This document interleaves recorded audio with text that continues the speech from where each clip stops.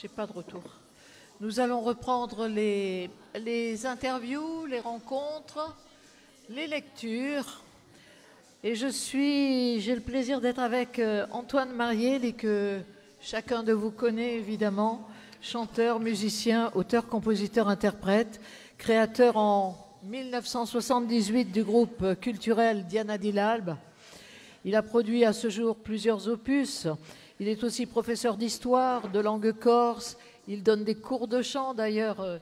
Il nous fait l'amitié d'être là aujourd'hui, mais je crois qu'on t'attend très loin, Antoine. Hein. Oui, tout à l'heure, je m'en irai très vite, juste après l'interview. J'ai l'école de chant de femmes, j'en ai 18, qui vont chanter à route dans l'église de San Quirgo tout à l'heure, et il ne faut pas que je sois en retard. Voilà, merci. Je vais demander un petit peu d'intérêt. Merci beaucoup, c'est gentil. Alors, je sais que tu es un passionné des mots, hein, un amoureux des mots et des expressions aussi corses, celles qui sont oubliées. Parle-nous de ta bibliographie. Alors voilà, j'ai écrit un dictionnaire thématique, oui, en 3 tomes qui fera à peu près 1500 pages. J'en suis au tome 1, au tome 2, et le 3 va sortir pour Noël. Oui. Donc ça fera 1500 pages. Chaque dictionnaire, chaque tome fait 500 pages à peu près. Oui. Voilà. L'écriture, ça a toujours été, Antoine. Depuis que je suis très jeune, je m'intéresse à ça. Je demande aux gens qui savent, comme on dit en Corse, igon sapeoli, c'est-à-dire les informateurs. Et donc j'étais tout gamin quand j'étais avec mon père. Il me demandait de venir avec lui. Il était électricien. Et je parlais avec les gens, et j'avais un petit cahier rouge, je me souviens, et après j'en ai eu plein, j'en ai rempli 50, et j'écrivais toujours des mots, les mots que je ne connaissais pas, et puis après je les ai gardés, et depuis 2015, j'ai pris mon ordinateur, et j'ai tout écrit, tout doucement, et là j'ai travaillé. C'est difficile parce que je n'ai pas le logiciel, j'ai demandé à des gens s'ils pouvaient m'aider, des spécialistes en informatique, mais je n'ai trouvé personne. Alors le pauvre, je faisais des colonnes, comme ça. Le pauvre, je dis le pauvre, parce qu'on ne pouvait plus. Du matin jusqu'à 2h de l'après-midi. Après l'après-midi, non, je fais la sieste. C'était naturel, du coup, de les écrire et de les chanter, de les mettre en musique, parce que tu es musicien. Oui, mais bon, là, il s'agit du dictionnaire. Hein. Donc, je ne peux pas mettre... Tu n'as jamais essayé le dictionnaire en musique? Non, non, c'est pas possible. J'aimerais bien un jour faire une chanson d'onomatopée, avec que des onomatopées dedans. Je crois qu'on ne l'a jamais fait. Mais des onomatopées à la Corse? Des seguro. Des seguro. Que ça, on sait pas combien, on peut falta à gauze. Voilà. Alors, tu as ces 2 dictionnaires. J'ai une jeune fille que j'adore, son écriture, cette poète. Tu la connais? Françoise Folach? Françoise, oui. Ah, je viens de la découvrir et je suis sous le charme. M'a donné un jour une poésie sur c'est son histoire. C'est son histoire. Et pour la première fois de ma vie, j'ai fait une musique sur une chanson qui était en français. Je ne l'ai pas touchée. Tu sais pourquoi? Parce qu'elle était trop belle, les mots étaient trop bien, trop beaux. C'est ce que j'ai vu. Et je ne l'ai pas touchée. Et j'en ai fait une musique. C'est rare que je chante en français, mais c'est la seule fois que je chante en français, à part Jacques Brel. Elle a un parcours exceptionnel et riche. Antoine, où en es-tu aujourd'hui musicalement avec Diana Di L'Alba? Avec Diana Di L'Alba, on en est à je ne sais pas combien de disques. Hein. Alors, le groupe a commencé en 78. On a fait un disque en 79, après on s'est arrêté en 81, après je me suis marié, donc j'ai quitté la région du Sud, je suis allé à Sant'Andrea-Ogotone, donc je les ai quittés, et puis moi je voulais faire des chansons de création. Les groupes Diana et L'Alba, avec les frères Andréan, ils étaient plus pour la tradition. Moi j'ai la tradition, penuche, mais moi j'ai envie de créer, j'avais trop besoin de faire des poésies, de faire des musiques. Donc j'ai recréé le groupe en 93, et là ça va faire les 30 ans qu'on va fêter l'année prochaine, en 2023. Il y a des projets de scène? Deux grands théâtres à Bastia, et puis je pense aussi à Ajaccio, bien sûr. On viendra nombreux. Bien sûr. Te soutenir. Voilà. Et on prépare, pour le prochain disque, on est à 5 chansons sur 12, il en reste 7 à faire, et on les peaufine. Alors nous, on ne fait pas comme certains le font. D'abord, on chante les chansons, on les met à l'épreuve dans le public, et après on enregistre. Pas chaque fois, la chanson évolue tout le temps. C'est vrai, il y a toujours un progrès dans la chanson quand tu la chantes sur scène. Oui. Le public te fait changer des choses. Oui. Je ne sais pas. La poésie, c'est la chanson automatiquement. Qu'est-ce que ça représente pour toi? Pardon, je n'ai pas compris. Je disais la poésie, qu'est-ce qu'elle représente pour toi? C'est la chanson automatiquement? Je ne sais pas. Moi, depuis que je suis petit, j'écris des poèmes. Hein. J'étais tombé amoureux d'une fille à l'époque, quand j'avais 12 ans, dragué avec les 13 poèmes. ans, et je lui envoyais des poèmes, mais je ne mettais pas qui c'était. Je mettais anonyme, je ne mettais rien. Je me rappelle, c'était une fille de gendarme, une fille d'un capitaine. Tu l'as pas oublié. C'était la seule fille qu'on pouvait un petit peu embrasser. Les autres Corses, on ne pouvait rien faire. C'était terrible. C'était jusqu'à la ceinture et encore. Alors, je lui envoyais des poésies, mais anonymes. Et ma sœur, qui regardait, qui était son amie, elle regardait et disait, mais elle lui disait, très d'aide, très même, oui. Elle se disait, mais ça c'est l'écriture d'Antoine. Elle lui a pas dit. Puis un jour, je lui ai dit, après on a fait des petits bisous, mais ça n'a pas été loin, à 12-13 ans. Sacré Antoine. Il y a un projet à venir, parce que tu prends le temps de lire des grands auteurs. Et on a parlé tout à l'heure de la langue corse, langue française, celle du pays ami, mais qui peut devenir plus ami que ça, s'il respectait davantage la Corse et surtout l'État, qu'il s'ouvre un peu plus à la Corse, qu'il la respecte, et qu'on arrive enfin à quelque chose avec la Corse. Il y a toujours le problème corse, le complexe corse. Tout le monde s'en fait un monde, même Dupond-Moretti, il n'a pas encore compris, lui. Hein? Il aura peut-être le temps, là, il reste pour l'instant. Pour le moment, il le gare, je ne sais pas comment ils ont fait. Bon, pas grave. Il a bien changé, le monsieur, hein, des défenseurs d'Yvan Colonne. Moi, je suis un militant depuis, je serai un militant toute ma vie. Oui, poète engagé. Comme l'est Patricia Attaché, que j'honore et que c'est vrai. J'adore cette femme, parce qu'elle, vraiment. On l'aime fort. C'est vrai. Et donc, qu'est-ce que je disais? Moi, je suis ému, tu vois. Oui, mais je comprends. Voilà.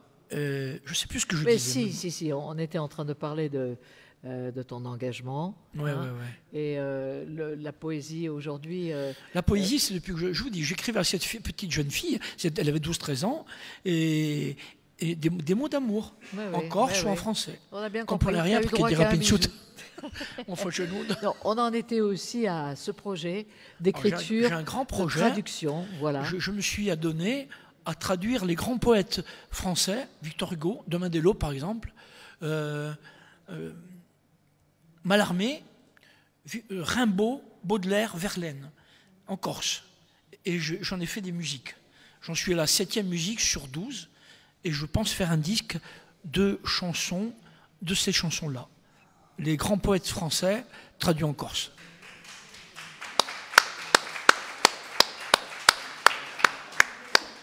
Est-ce que tu nous as trouvé un texte? Attends, je vais chercher.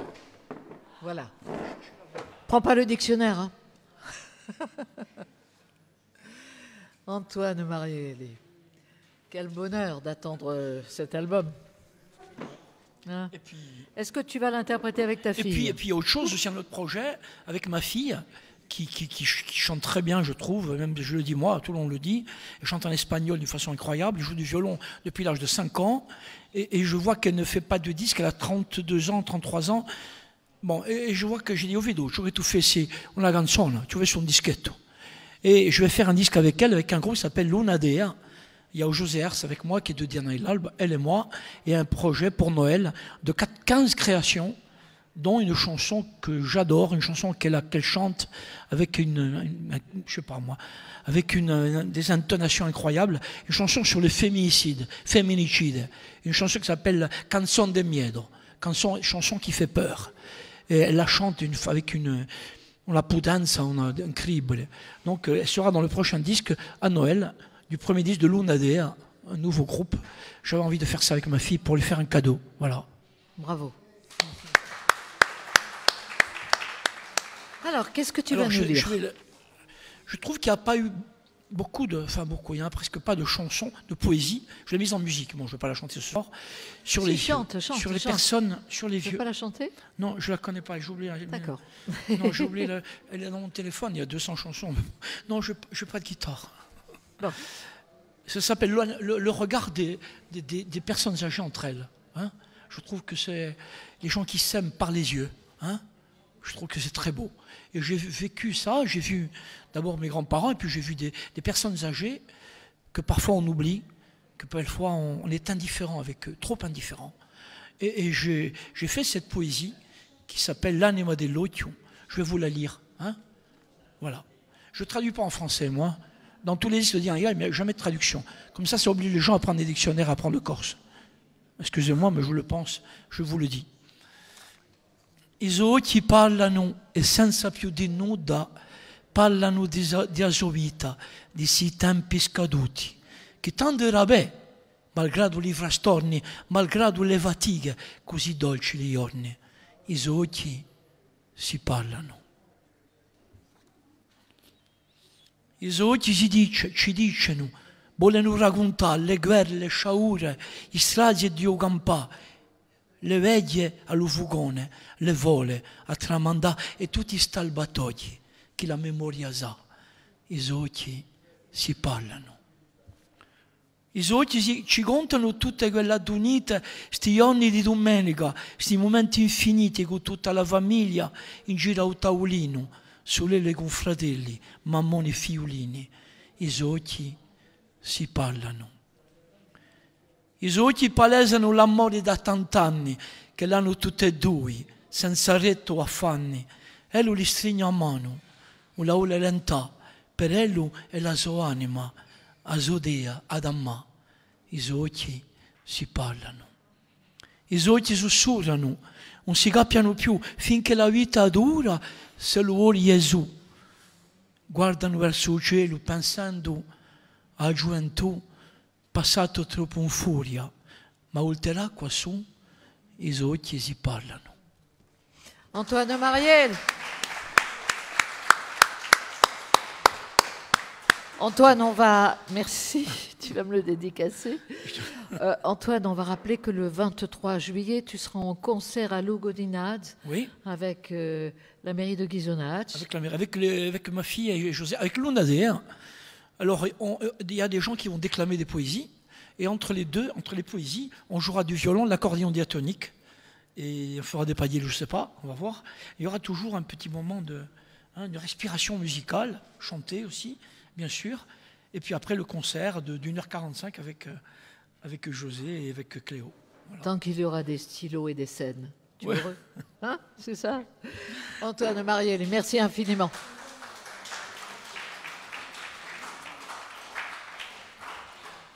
Je vais demander à mon amie Patrizia de venir.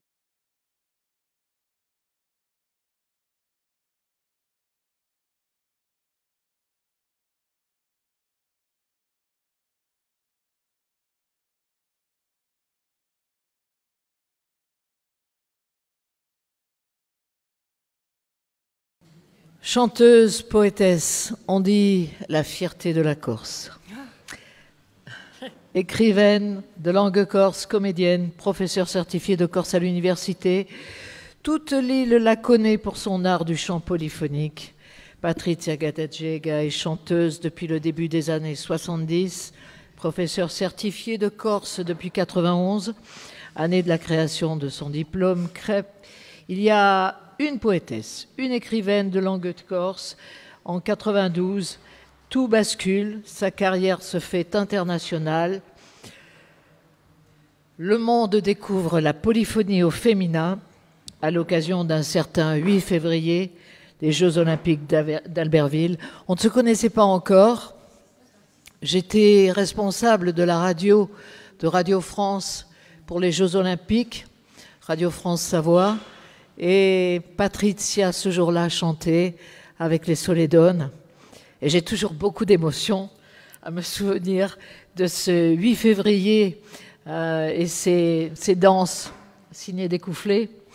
Et toi, avec les Patrizia et Lydia, et vous voir toutes les trois et découvrir la polyphonie au féminin, mon cœur a vibré peut-être plus qu'à chaque descente de ski et à chaque tremplin.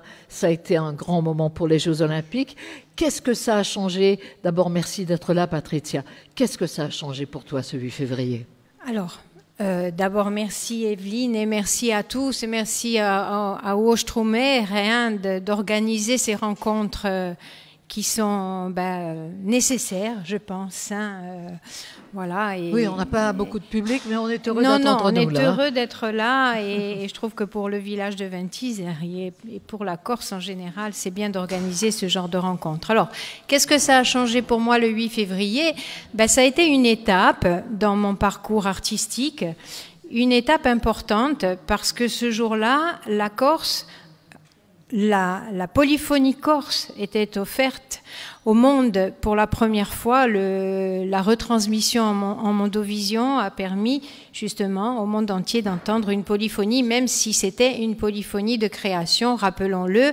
On est rami Kaugantu Impadier, là, comme on le nomme aujourd'hui avec l'UNESCO. C'était une polyphonie de création, mais qui conservait les codes de la polyphonie traditionnelle. Voilà, donc à partir de là, évidemment, ça a été d'autres succès, les victoires de la musique, d'autres voyages, le Grand Prix SACEM et le Tour du monde pour justement faire connaître et faire entendre notre langue, notre chant et notre pays, bien sûr. De grands souvenirs. De grands souvenirs, de très belles rencontres, non seulement entre nous, parce que nous avions sollicité tous nos amis chanteurs insulaires, je dirais, pour créer le premier album, pour qu'ils nous accompagnent sur ce premier album, un album sur lequel... Hector Zazou, qui était donc notre producteur, avait invité les plus grands noms de la musique internationale. Donc évidemment de très belles rencontres, un très grand honneur aussi de pouvoir partager notre chant avec ces musiciens-là. Ouais. Alors toi qui enseignes non seulement la poésie mais la langue corse, quel avenir imagines-tu pour l'écriture en Corse ? Alors, d'après ce que je vois déjà, je pense que l'écriture a un bel avenir. Elle est déjà bien promue, bien ancrée, voilà. Oui. Et promue aussi grâce à ce genre de rencontres, grâce à la radio, grâce aux médias, et puis grâce à tous ces gens qui écrivent. Il y a beaucoup de gens qui écrivent. On a eu Thibaut tout à l'heure qui nous a montré, qui nous a émus, voilà, qui nous a émus et qui nous montre combien ces jeunes s'intéressent à la poésie. C'est rare aujourd'hui, mais voilà. Et puis nous avons nos grands poètes, évidemment, je pense à Jacques Fouzine qui est là et qui est un de nos référents, évidemment. On a eu Jacques Thiers tout à l'heure. Oui. Et puis voilà, et tous ces poètes qui sont évidemment qui sont ancrés dans cette île et qui voilà, dont la poésie part de l'île pour aller justement vers d'autres horizons. Oui, apporter la parole corse.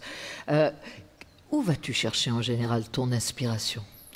Alors, mon inspiration, un peu partout, dans le quotidien. L'actualité aussi. Dans l'actualité, oui. Dans le quotidien, dans les événements, mais aussi dans la littérature. Je prends l'exemple du travail que j'ai fait sur Carmini avec la poésie de Paul Valéry, que Jacques Thiers a adapté en Corse. Et voilà, ça c'est un projet qui part aussi de l'université avec Françoise Graziani.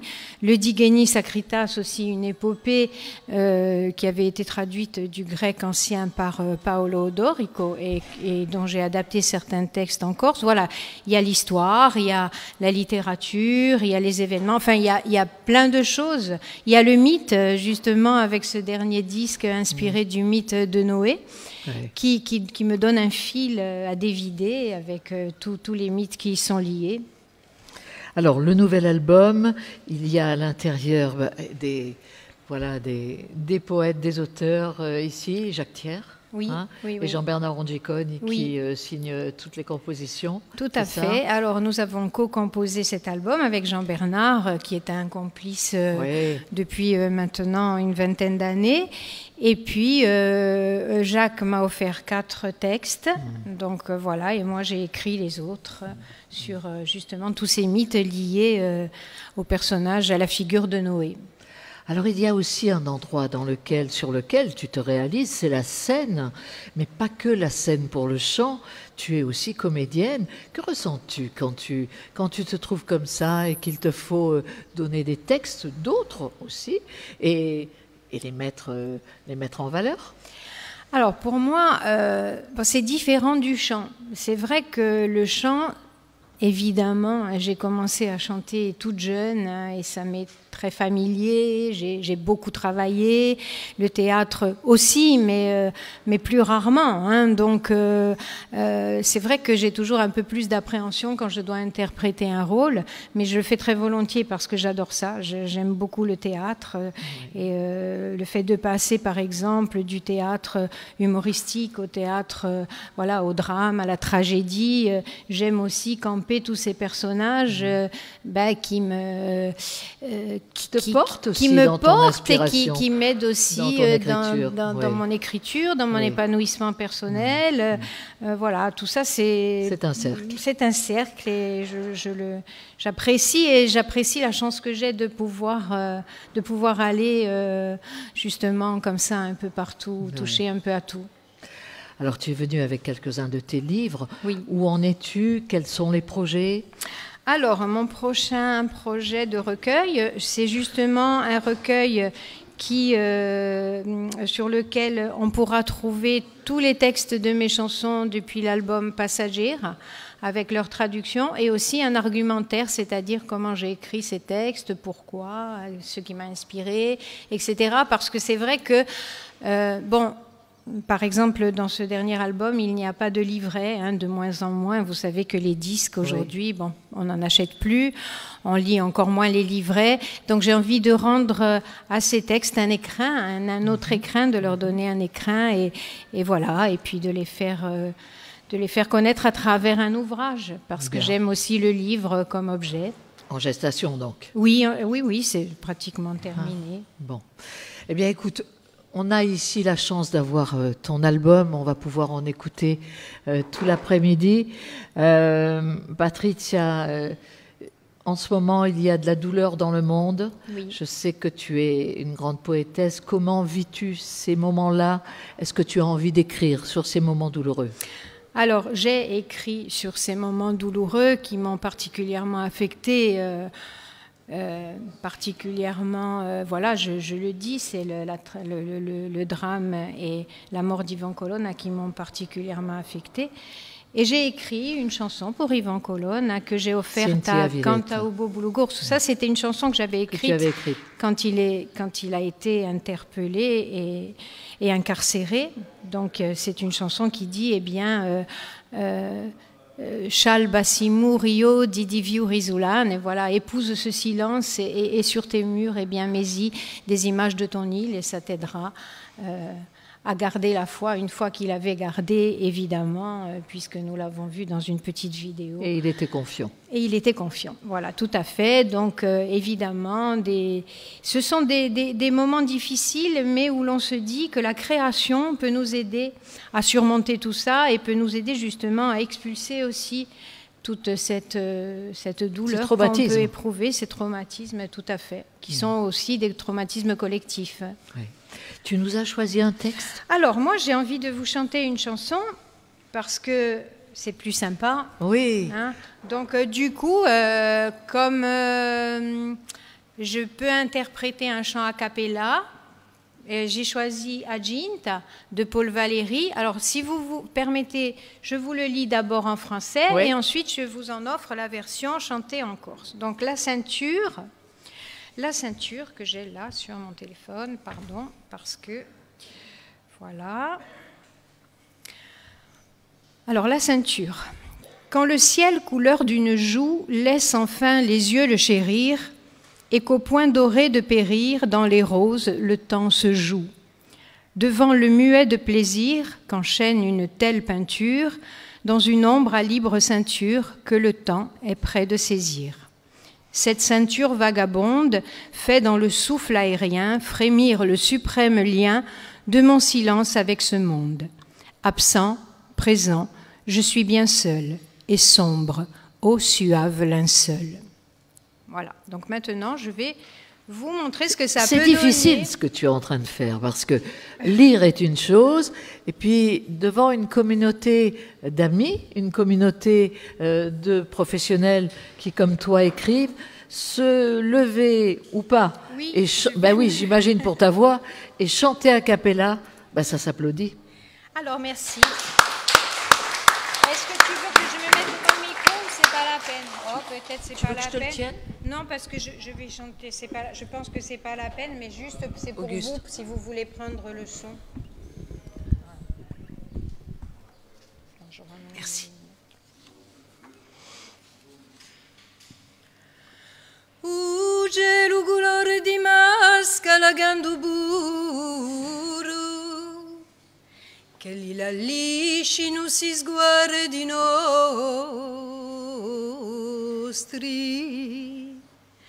ed essendo appunto d'oro tramonto in siroso lisio gaudampo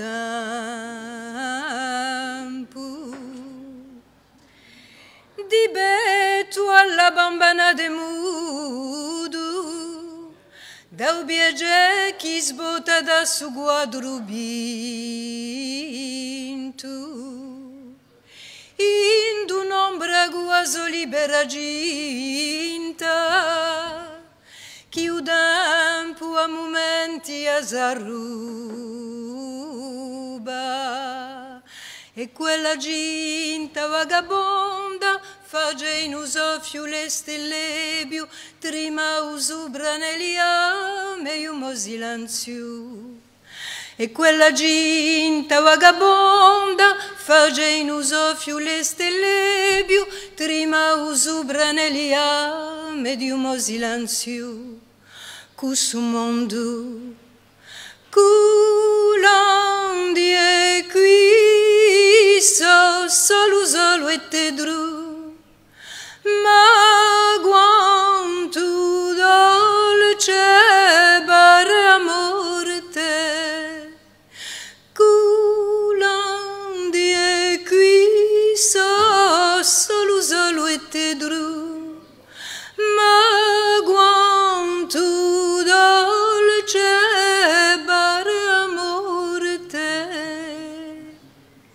Patricia, on va juste, avant de se quitter, rappeler que tu seras là avec les Solédones au village le 15 août oui. Et que nous aurons le plaisir de vous accueillir toutes les trois pour une très belle soirée. Déjà, merci de nous avoir invités. C'est tellement de bonheur. J'espère un très beau moment en votre compagnie à nouveau. Merci. Merci à toi.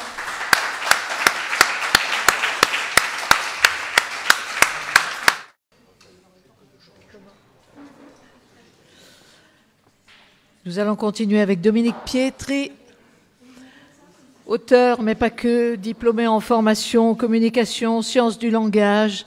Elle est éditorialiste, critique littéraire, chroniqueuse culturelle. Et j'ai le plaisir de la voir à mes côtés. Bonjour Dominique. Bonjour. Consoeur alors? Consoeur. Mais oui. Oui. Un peu de sororité, ça fait du bien. Comment? Un peu de sororité, ça fait du bien. Dominique, vous venez de commettre un beau livre. Voilà. C'est un bel ouvrage qui a pour titre 21 femmes qui font la Corse. Alors, il a été écrit avec Jean-Pierre Castellani. Comment est né ce projet qui connaît un réel succès et qui sont ces 21 femmes? Alors, comment est né le projet? Il est né d'un entretien en tant que chroniqueuse, donc consoeur de Jacques Fouzine, dans le même... on commettait nos écrits dans la même revue, chacun un tour de rôle. Et donc, Jean-Pierre Castellane avait écrit un livre sur la diaspora. Enfin, il avait réuni des textes. Et donc, je l'ai interrogé. Et normalement, lorsqu'on écrit un texte, lorsqu'on rencontre une personnalité, on sait qu'on va prendre 3/4 d'heure de son temps à l'interroger et qu'après, on aura la substantifique moelle pour pouvoir travailler. Et en fait, notre entretien a duré plus de 2 heures. Et puis, on n'avait pas terminé. À la fin de l'entretien, elle me dit « Vous me montrerez l'article ?» Je dis « Oui, bien sûr. » un bon journaliste ne montre jamais ses écrits avant de publication. Et donc l'article est paru, il a souhaité qu'on se revoie, et je crois que c'est 1 ou 2 fois. Et à un moment donné dans la discussion, donc lui parlait de Marguerite Yourcenar, moi je lui opposais sans opposition Simone de Beauvoir. Et puis à un moment donné, je lui ai dit, ça serait peut-être bien d'écrire un livre sur les femmes. Et j'ai lancé un boomerang, sans savoir qu'il allait me revenir. Oui, normalement, oui. Oui, c'est ce qui se passe.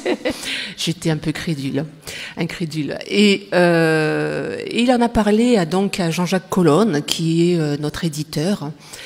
Et je crois que 48 heures après, Jean-Jacques Colonne m'a appelé, me dit « Ok, on fait le livre, mais on le fait avec vous ».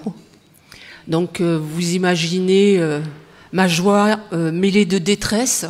Joie parce que c'était un honneur, et détresse parce que lorsque vous êtes habitué à écrire des textes courts, limités en signes, et que vous n'avez pas le droit de dépasser d'un seul signe, et on vous dit là, vous allez faire un texte très long. Donc j'ai accepté, et je me suis lancée dans cette aventure qui a duré près de 2 ans, parce que on a vécu des confinements, et que ces confinements étaient compliqués pour moi. Voilà comment est née l'histoire. Oui. Voilà. Alors, pourquoi 21 femmes? Alors, pourquoi 21?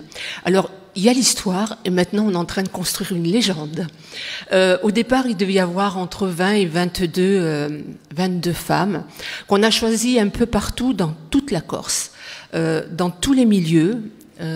Oui, il y a sociaux, des culturels, des architectes, des artistes, des bergères, mères, docteurs, chefs d'entreprise, responsables d'associations, restauratrices, hôtelières, des itinéraires différents. Tout à fait. Et pas de stars. Aucune star. Et si certaines, on n'a pas eu ce problème. Si certaines pouvaient s'imaginer devenir stars, elles allaient être vite déçues parce que c'était pas l'objectif du livre, et que c'est vrai que si on avait voulu faire un livre vendeur, bon, il s'est vendu, mais on le savait pas. On aurait choisi que des stars. On ne prenait aucun risque. Et c'était banco pour l'éditeur, et même l'éditeur n'était pas intéressé par cette démarche-là. Ce sont des héroïnes du quotidien? Ce sont des héroïnes du quotidien. Ce sont alors moi je dis ce sont 21 personnages parce qu'on ne les connaît pas, on se les est partagés. On a travaillé de manière totalement différente, Jean-Pierre et moi. De toute façon, ça ne pouvait être écrit qu'avec un homme et une femme. 2 hommes, on aurait dit de quoi ils se mêlent, et puis 2 femmes, on nous aurait dit ouais bon ça c'est une histoire de bonne femme. Donc le mélange était obligatoire. 2 générations différentes, donc 2 visions de la femme différentes par nos histoires personnelles, par ce qu'on avait appris, voilà. Donc Jean-Pierre a rencontré, et Jean-Jacques bien sûr qui supervisait tout cela. Jean-Pierre a rencontré tous ces personnages. Donc on a choisi, on devait en avoir 20. Après on a eu 22. Et puis je suis pas arrivée à joindre une personne que je voulais. Peut-être mauvais numéro de téléphone, mauvais mail, mauvaise période, enfin voilà. Donc ça s'est transformé en 21 femmes. Ça tombait bien. Plutôt bien, j'allais dire. Ça tombait bien parce qu'on était en 2021. Donc ça c'est la vraie histoire. On est en 2022, il a fallu trouver autre chose. Un monsieur là-bas au fond m'a provoqué un petit peu lors d'une conférence. Et ça, il me regarde. Et il se reconnaîtra. Et en fait, il parlait du GR20, et je dis voilà, là vous avez un GR21. Donc ça, c'est la première légende. La deuxième légende, c'est que le 21, c'est un atout. Donc je vous laisse deviner la suite. Voilà. Donc 21 en 2021, c'est l'éditeur qui a trouvé. Alors on a aussi cherché le titre. On voulait pas dire les 21 femmes, parce que si on disait les 21 femmes, on clivait. Ça veut dire qu'il y avait celle-là et toutes les autres ne comptaient pas. Donc c'est 21 personnages, c'est 21 femmes qui font la Corse. Et là où on ne savait pas que, enfin, le boomerang nous est revenu plusieurs fois en pleine figure, et là cette fois-ci on l'a pris avec beaucoup de bonheur.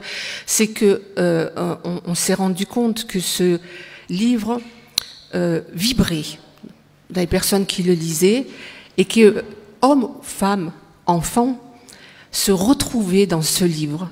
se retrouver. Il y avait la féminité des hommes, peut-être la masculinité des femmes. Voilà. Ces femmes ont parlé de leur histoire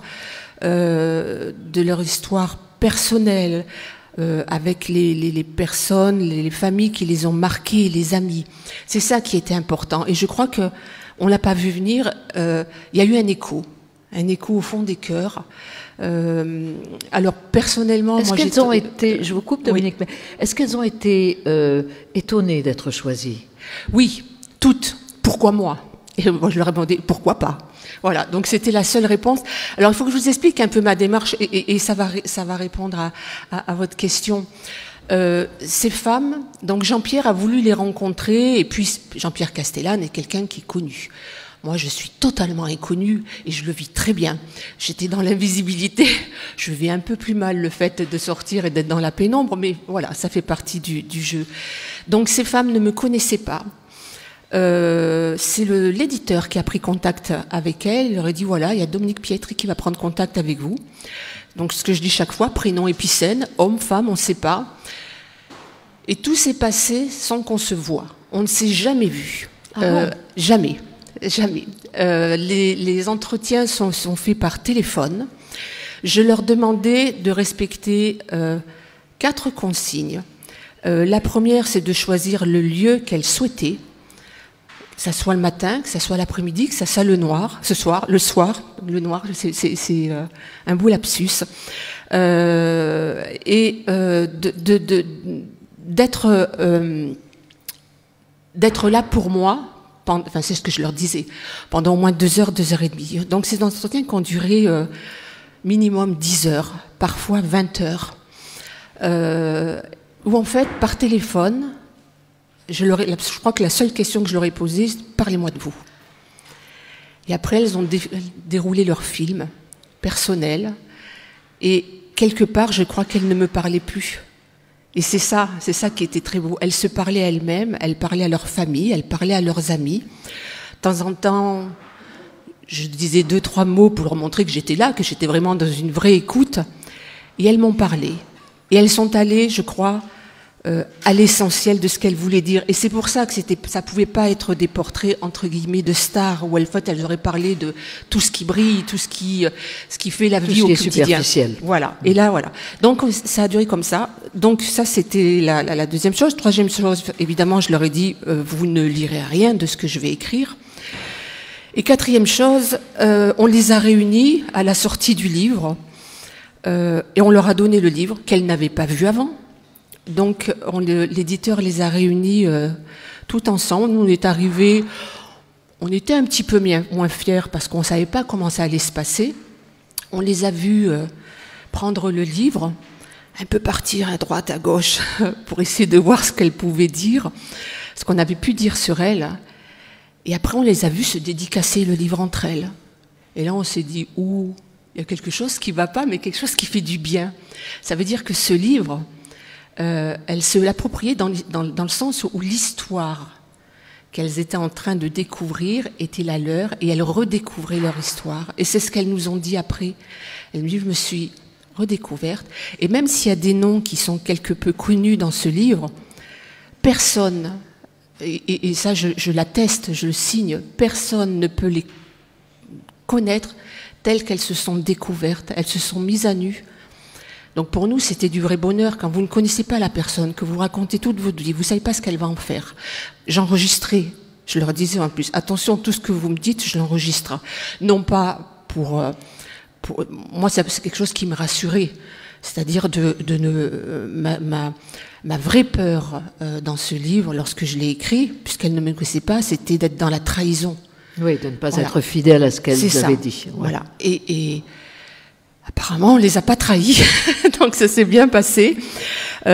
Ensuite, donc ce livre, on leur a demandé aussi de nous donner une photo, mais la photo, on l'a demandé tout à la fin des entretiens, parce que je voulais pas une photo d'identité, je voulais pas une photo de vacances.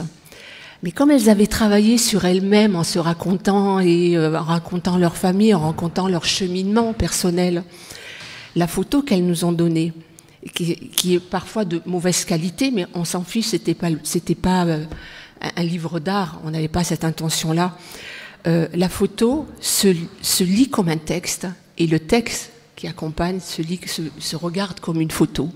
Voilà ce qu'on est arrivé à faire avec ces 21 femmes qui nous accompagnent de temps à temps, qui nous apprennent beaucoup de choses sur la manière dont elles ont ressenti, comment elles ont vécu ce beau parcours. Et ce que je dis, on a cette chance, et je le souhaite à n'importe quelle autrice, à n'importe quel auteur, il y a un lien maintenant qui est indéfinissable, qui est éternel, immortel entre elle et nous. Oui. Voilà, parce qu'on a partagé des choses. Vous ne savez pas tout, vous ne saurez pas tout, parce que on a voulu quand même réserver leur vie personnelle. Un peu d'intime. Voilà. Oui. Parfois, elle me disait des choses, je leur disais non mais ça vous n'êtes pas obligé de me le dire, enfin ça me regarde pas. Enfin, mais si, il faut que je vous le dise, vous allez comprendre. Voilà. Donc pour la compréhension, mais pas pour l'interprétation. Voilà.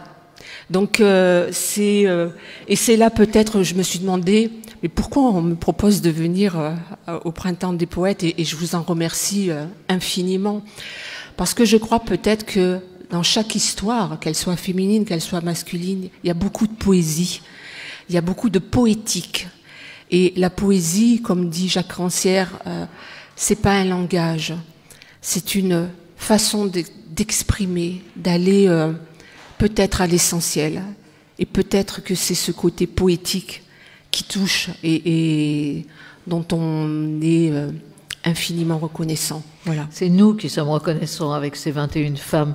On vous remercie vraiment, Dominique Pietri. Merci. Vous nous avez choisi un texte ? Alors oui, allez, un petit morceau. Alors j'avais choisi 2 textes. C'était difficile parce que vous me demandiez de choisir un passage, oui. Un passage de ces femmes. Alors je vais vous lire le passage qui concerne Brigitte Artilly. Brigitte Artilly, elle travaille dans la cosmétique. C'est une femme donc qui n'est pas, qui est connue, qui est Corsica Woman, qui a business, qui fait beaucoup pour les femmes.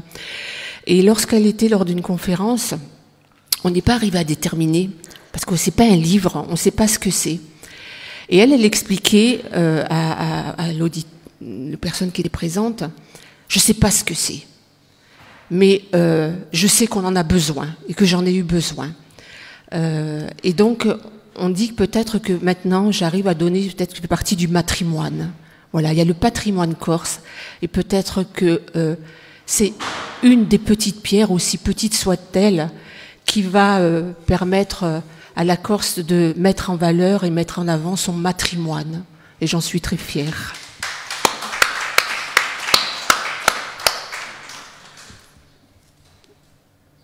Brigitte était une enfant très sage, très discrète, qui ne prononçait jamais un mot plus haut que l'autre.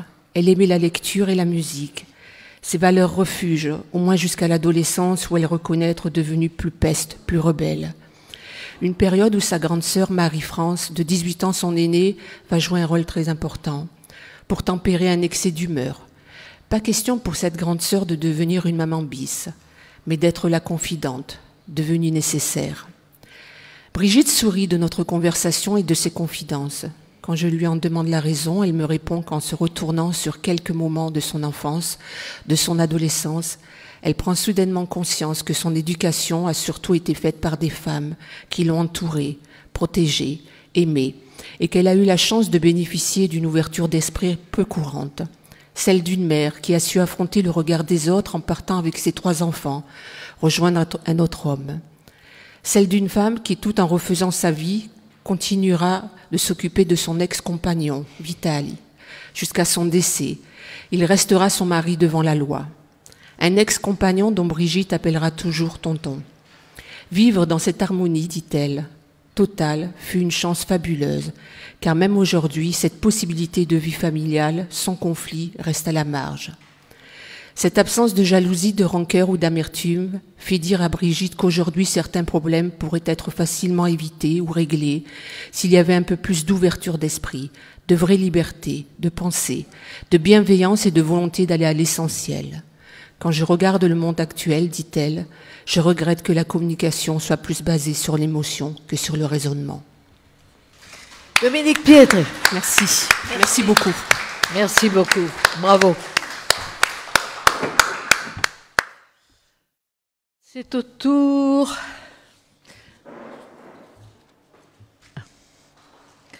C'est au tour d'Antoine Nicolai. Antoine.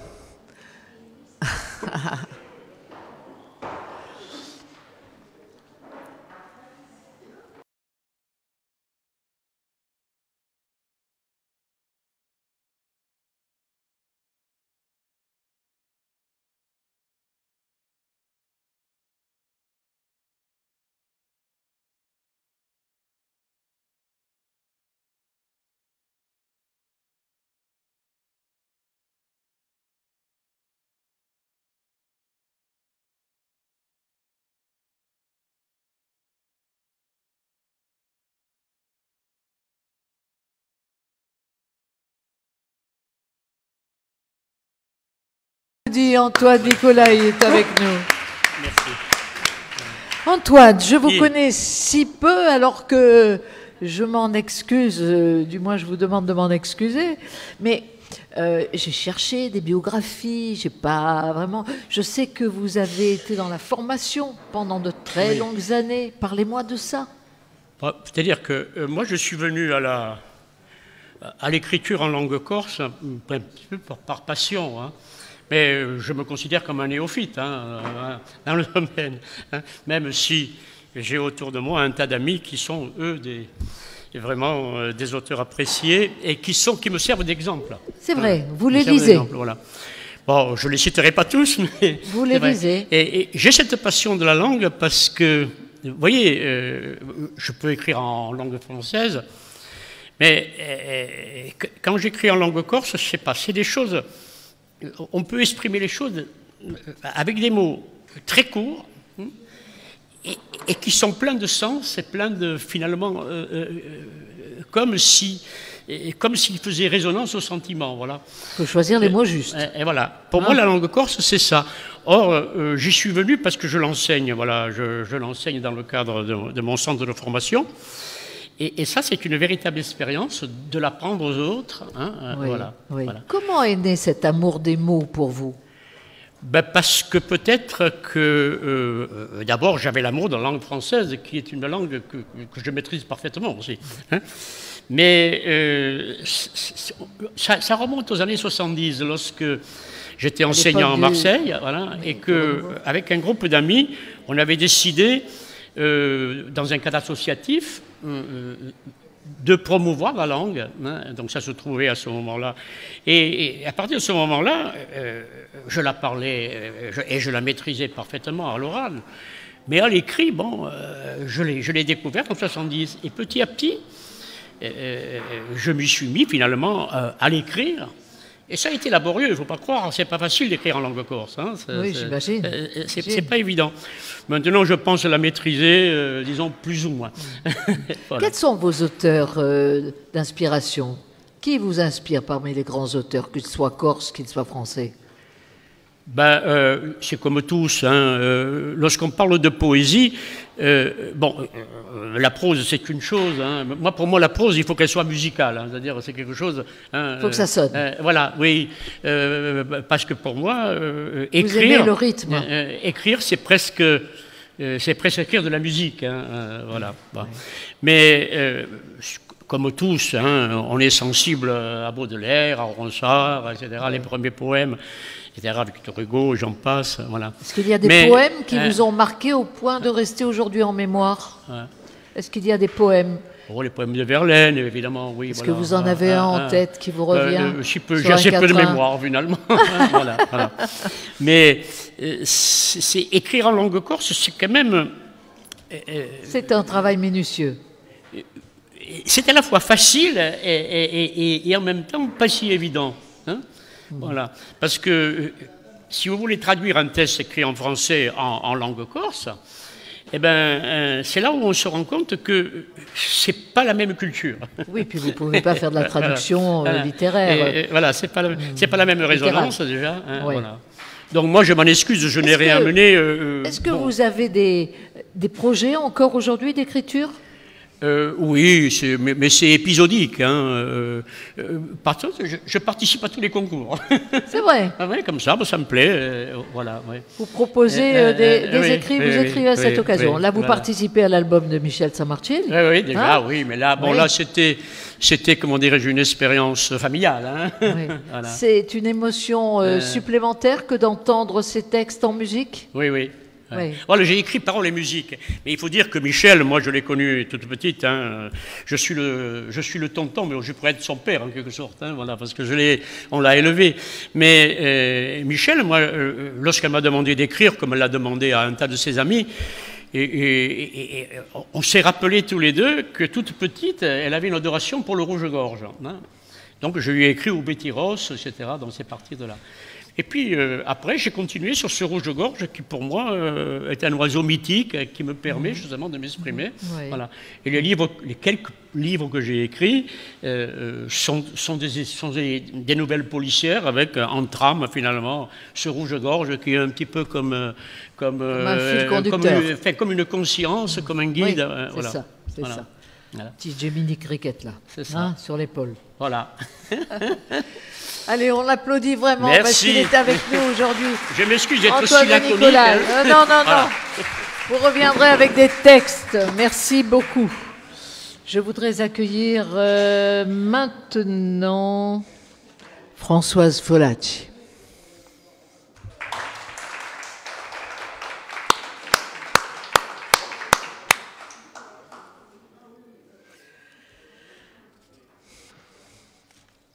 Bonjour Françoise, rebonjour. Bonjour, merci beaucoup de m'accueillir ici.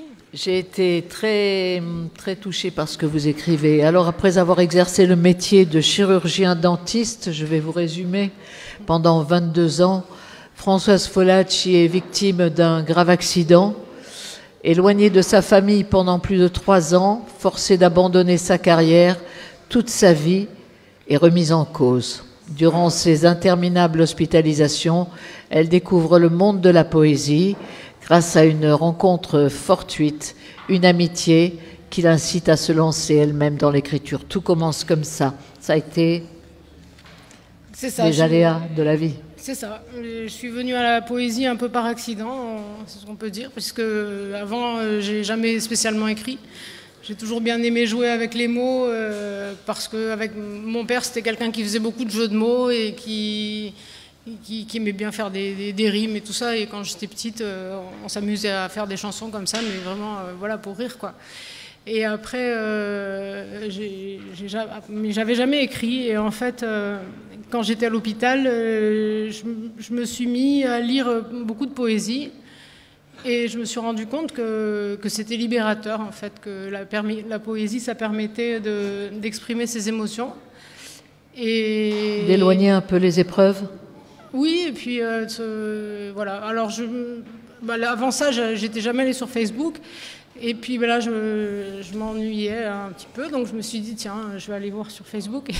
Et je me suis inscrite sur des sites de poésie, et je me suis rendu compte qu'en fait, il y a beaucoup de gens qui écrivent, ou qui écrivent, mais d'ailleurs aussi même des peintres, tout un tas d'artistes qui sont en fait des gens qui ont été traumatisés par la vie et qui expriment leurs émotions comme ça. Et donc, j'ai rencontré notamment une poète qui m'a dit, mais je me suis amusée, j'ai fait un petit poème, et puis elle m'a dit, mais c'est bien ce que tu écris et tout ça, c'est beau, et puis lance-toi, et puis voilà, je me suis rendu compte que c'était assez Est-ce que vous avez fait ce tour toujours si complexe des maisons d'édition? Alors non, je n'ai pas du tout fait le tour des maisons d'édition. Je pensais... En fait... dans les groupes de poésie sur lesquels j'étais sur Facebook et où il y a tout un tas de poètes mais qui sont totalement débutants, enfin le plus souvent, ou des gens comme moi qui ont juste envie d'exprimer leurs émotions, je me suis dit, tous ces gens-là, il y en a plein qui ne trouvent pas d'éditeurs et tout ça, et je me suis dit, ça serait sympa de créer une association qui aiderait ces gens-là qui ne trouvent pas forcément d'éditeurs à faire des recueils avec leur poésie. Et voilà. Donc vous avez créé. Donc j'ai créé une association qui s'appelle Art en Vol. Et je me suis dit au départ, moi je vais éditer mon livre via cette association. Et en fait, au centre de rééducation des Moulines, j'ai rencontré par hasard Jean-Jacques Colonna-Distria, qui était lui-même patient aux Moulines, et qui m'a dit montre-moi un peu ce que tu écris, tout ça. Et donc je lui ai montré en fait le manuscrit de mon livre que je ne pensais pas proposer à un éditeur. Et il m'a dit, il a commencé par me dire, bon, je te demande comme ça de regarder tes poèmes, mais tu sais, moi la poésie, c'est un truc qui ne se vend pas. Si je te dis non, c'est pas parce que c'est mauvais, mais c'est parce que ça se vend pas. Et puis il est revenu le lendemain et il m'a dit j'adore ce que tu écris, je pense que ça peut toucher beaucoup de monde et je vais éditer ton livre. Et donc ça m'a beaucoup aidé, ça m'a beaucoup redonné confiance. Et c'est un peu ce que j'ai voulu faire après avec mon association. L'idée, c'était de redonner confiance à des artistes pour les aider en fait à trouver la résilience. Et donc Et vous dites pour redonner des ailes à ceux qui ont perdu des plumes. C'est ça, c'est la devise de mon association, c'est ça, c'est redonner des ailes à ceux qui ont perdu des plumes. Et voilà. Vous proposez des ateliers artistiques, voilà, des expositions. Des ateliers artistiques, des expositions, des lectures de poésie, et puis aussi des cours dans différents domaines artistiques. Parce que bon, on est parti de la poésie, mais après, on s'est mis à faire tout un tas de choses. Moi, je me suis formée à la bijouterie aussi, donc j'ai suivi une formation en bijouterie d'art sur le continent dès que j'ai été valide et capable de marcher. Parce que j'ai passé 4 ans en fauteuil roulant dans l'histoire, quoi. Et avec un photographe que j'avais connu sur les groupes de poésie de Facebook, qui était aussi quelqu'un qui écrivait, on a décidé de créer cette association ensemble. Donc on propose de la photo aussi. Et puis là, on fait aussi de la reliure d'art pour mettre en valeur justement des textes, des livres, anciens ou pas, aux gens qui ont envie de mettre en valeur leurs écrits. On fait de la marqueterie, enfin voilà, on s'amuse quoi. Bravo, vraiment bravo. Alors j'ai lu, j'ai feuilleté. Je dois dire qu'à chaque page, on ressent beaucoup de résilience. Et beaucoup d'émotions à la lecture. Alors je ne sais pas ce que vous allez nous lire, mais j'ai relevé cette phrase d'Auguste Renoir à laquelle vous êtes attaché: la douleur passe, la beauté reste. C'est ça. Oui. Vous le prouvez tous les jours. L'idée, c'est de faire de la beauté avec des choses qui ne sont pas forcément cool à la base. Ouais. Voilà.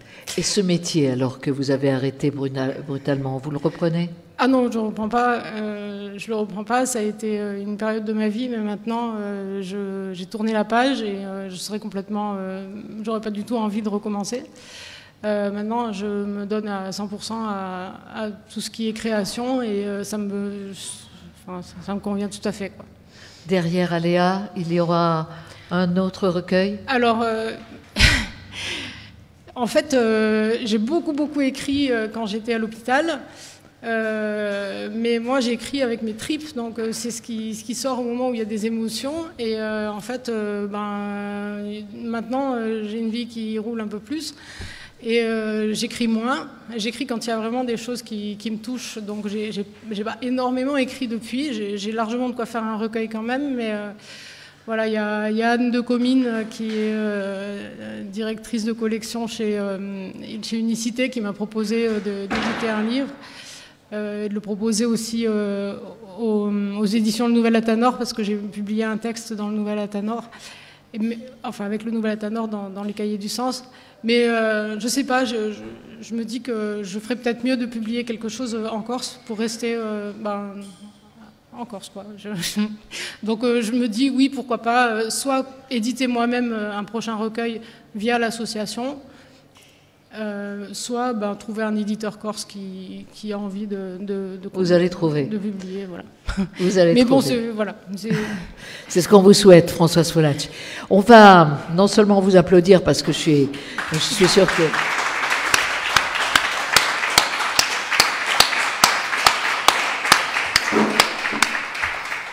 On est évidemment très touché par votre histoire. Moi, j'ai été touchée par Funambule. Est-ce que vous pourriez nous le lire et puis nous lire quelque chose que vous avez peut-être prévu derrière? Alors, Funambule, c'est le fameux texte que Antoine Mariel y a mis en musique et qu'il n'a pas osé traduire. Alors, la vie n'est qu'une pantomime. On s'en croit maître, il n'en est rien. Une farce au bord de l'abîme. Et nous, les clowns, pauvres pantins, sur le fil de la destinée, funambules involontaires, nous avançons, les yeux bandés, à la suite de nos chimères. En acrobate d'opérette, étourdi, j'ai fait un faux pas, mais la parque n'étant pas prête à sonner l'heure du trépas, je me suis relevée vivante, mais handicapée, immobile. Et depuis, devenue prudente, je ne danse plus sur le fil. Alors, je me suis fait jongleuse. Je lance des rimes en l'air, espérant duper la faucheuse et attraper quelques chimères. Françoise Folacci. Mille merci. On remercie Alain Di Meglio d'être venu, d'avoir été avec nous aujourd'hui. Bonne route Alain, bon retour. Merci. J'en ai deux autres que j'ai. Oui. Alors, on va écouter Françoise religieusement. Alors, je vais vous lire deux autres textes. Vous avez compris, mon dada, c'est la résilience. Donc, il y en a un qui est sur la résilience et sur la fragilité de la vie. Et puis l'autre, c'est un texte qui raconte en fait le processus de mon association. Donc, je vais commencer par celui-là. Donc, l'envol, c'est un texte que je dédie à mon association et l'oiseau dont je parle dans le texte, c'est en fait c'est la créativité. C'est une parabole pour la créativité. Il se traînait boiteux au bord de ma déroute, drôle d'oiseau blessé aux ailes de papier, apporté par le vent facétieux de mes doutes. Il m'a dit « Donne-moi des vers pour m'envoler ». J'ai fouillé les recoins de mon jardin secret. J'y ai pris tous mes maux, mes échecs et mes peurs, mes amours, mes folies, et puis quelques erreurs. J'ai taillé mon crayon et je me suis lancée. À l'encre de l'espoir, j'ai ciselé un rêve pour tous ceux que la vie a laissés de côté. Un projet un peu fou pour leur faire une trêve, un havre de partage dans ce monde insensé. Un lieu d'alchimie où le plomb des regrets se colore d'or fin sous les doigts de l'artiste. Et, retrouvant l'élan d'un dernier tour de piste, mon oiseau déplumé alors s'est envolé. Voilà.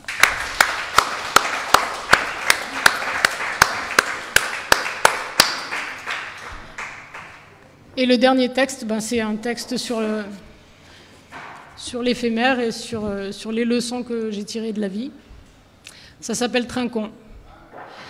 Trinquons, l'ami, levons nos verres. Ce soir, je veux boire à nos échecs, à nos galères, car ils nous ont fait concevoir l'illusoire, l'éphémère beauté de la vie. Ils m'ont appris que rien ne dure, que la vie ne tient qu'à un fil, que la malchance a la peau dure et le bonheur si fragile, que le temps d'une étincelle, tout s'affole et il s'envole. L'éternel n'est qu'une imposture. Buvons, l'ami, buvons encore. Trinquons ce soir à l'infortune qui nous a tant et tant appris. Viens, faisons la nique à la mort. Noyons les pleurs et l'amertume. Il est grand temps de rire.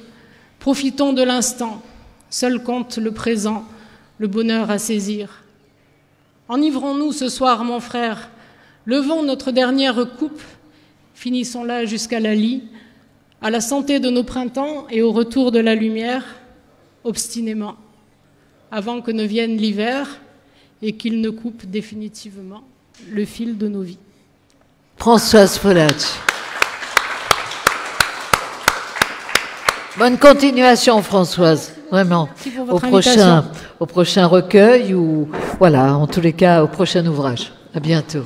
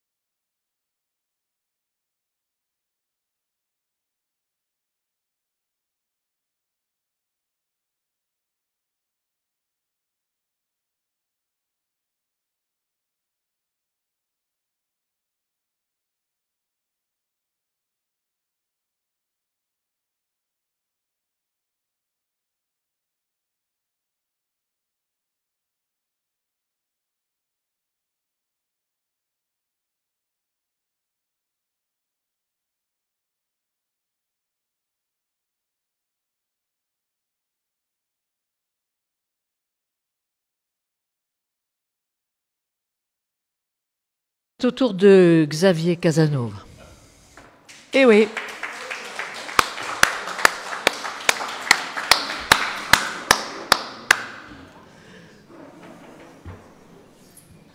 C'est vrai qu'il faudra...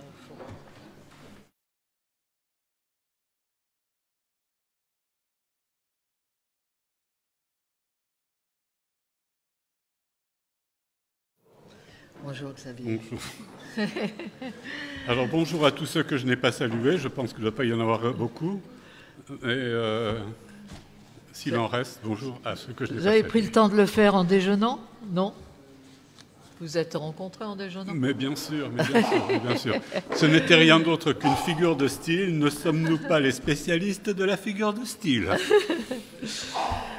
Alors Xavier, vous êtes un grand auteur et vous avez décidé de suivre la mésaventure judiciaire de Jean-Pierre Santini. Vous avez écrit pour lui. Oui. Vous avez reçu tous les recueils de sa résidence d'écrivain, comme il disait, à Fresnes. Comment ça s'est passé? Comment s'est passée cette collaboration avec Jean-Pierre? Elle s'est mise en place de façon très spontanée, mais à un moment donné, je vais faire la mise en page, je vais être la main qui exécute, mais porté aussi par tout un collectif. C'est tout un collectif qui s'est mobilisé, scandalisé par le sort qui était réservé à Jean-Pierre Santini. Oui. Donc,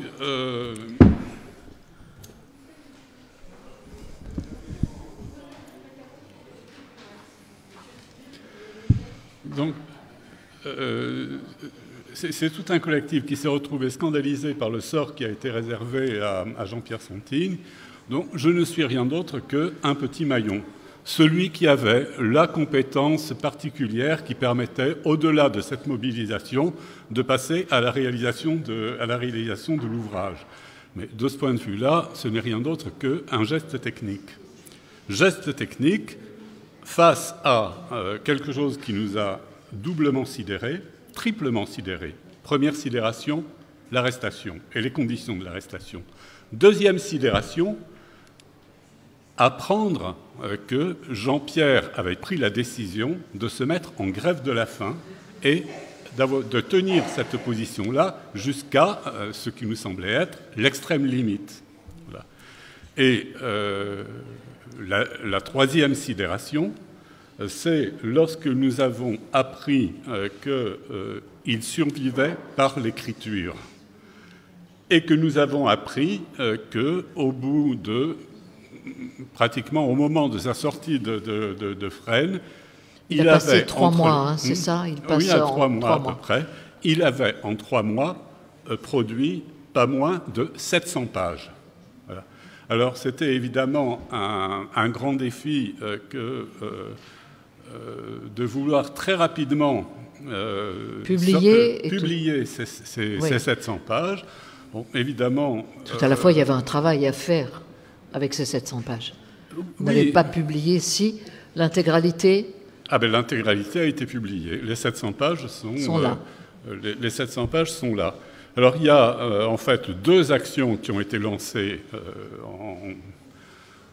en même temps. On va dire, il faudrait aussi que Dominique Pifférine soit là, à la table, parce qu'elle a pris en charge tout ce qui a été là, comment financer. Et le comment financer en lançant d'entrée de jeu une souscription.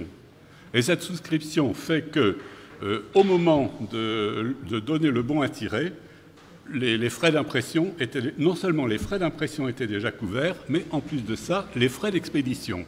Bon, on sait qu'à l'heure actuelle, sur un ouvrage de cette importance-là, la Poste gagne davantage d'argent que l'imprimeur lui-même. Les frais d'expédition sont énormes. Donc, il y a un travail qui est le travail éditorial, réussir à façonner le livre dans des temps records, et à côté de ça, ce travail tout aussi important et tout aussi nécessaire qui a été conduit par Dominique Pifférine. Oui, trouver le budget. Voilà, prendre en charge, solliciter tout le monde, lancer cette campagne de souscription. Véritable soutien. Avec une très très grande réussite puisque Bon, Le livre a vu le jour. Quel a été son accueil? Pardon? Je dis, quel a été son accueil du grand public? Il n'y a pas d'accueil. Il n'a pas d'accueil. Il y a une souscription, je crois, non? Pardon? Il est sous forme de souscription. Oui, sous forme de souscription. Donc c'est un ouvrage qui, d'une certaine façon, va rester un petit peu confidentiel. Il n'a pas été projeté en librairie. Il a été essentiellement servi à... je ne sais pas combien... Dominique, je ne sais pas si tu te souviens combien est-ce qu'il y a eu de souscripteurs. Bon, peu importe. Voilà, le tout, c'est de savoir voilà. que... Ouais, Oui, tout de même, parce que c'est vrai qu'il mériterait aujourd'hui d'avoir une autre projection, d'être visuellement plus... Voilà. Alors, c'est vrai qu'il mériterait, cette projection. Et lorsque j'accepte de prendre en charge l'édition de cet ouvrage, en fait, c'est après avoir terminé un autre ouvrage. Allez-y.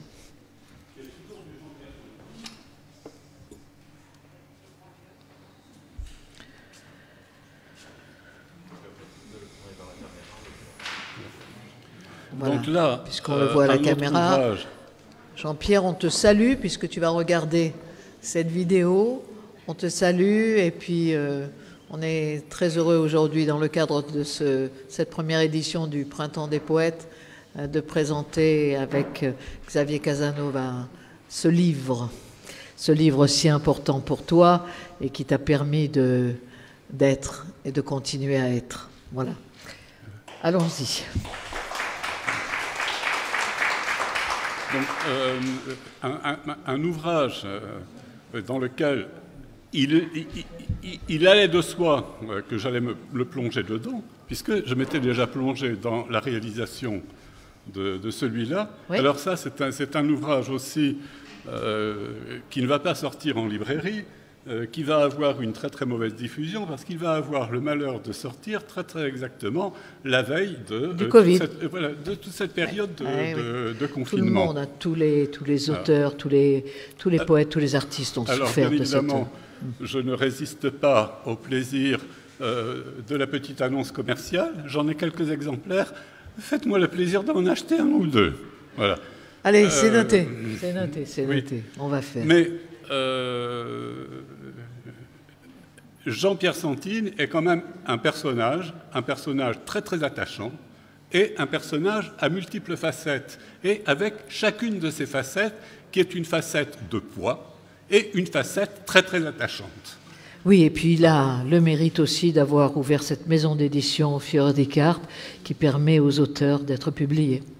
Oui, puisque maintenant il a dépassé les 10 ans d'existence avec à Fior di Carte et en une dizaine d'années, c'est quelque chose comme plus de 100 livres qui ont été publiés, et ce qui correspond à peu près à une 70 auteurs différents. Et dans ce décompte, j'oublie les auteurs très récents, parce qu'il a continué, dès son retour, il a continué à lancer des éditions. On en a là quelques exemples qui sont sur la table. Donc ça, c'est une aventure qui se poursuit, mais qui vraisemblablement ne tardera pas à arriver à son terme.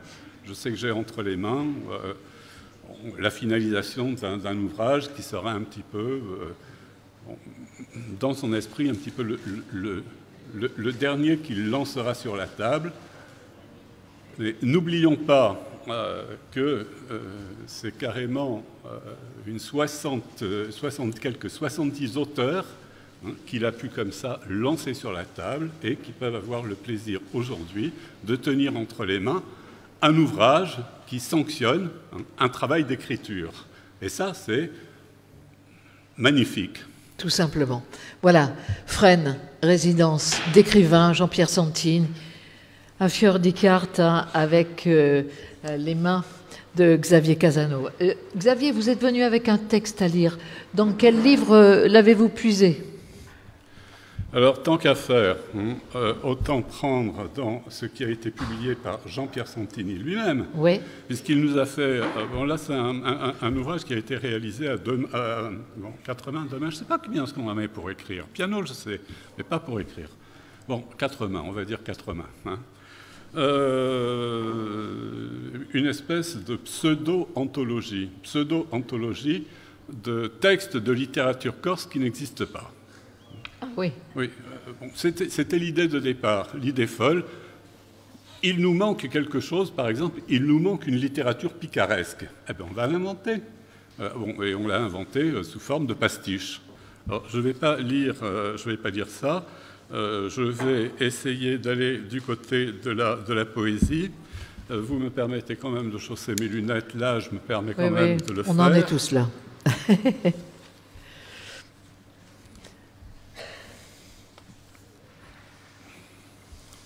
Donc là, on est en plein dans le pastiche. J'y vais au hasard.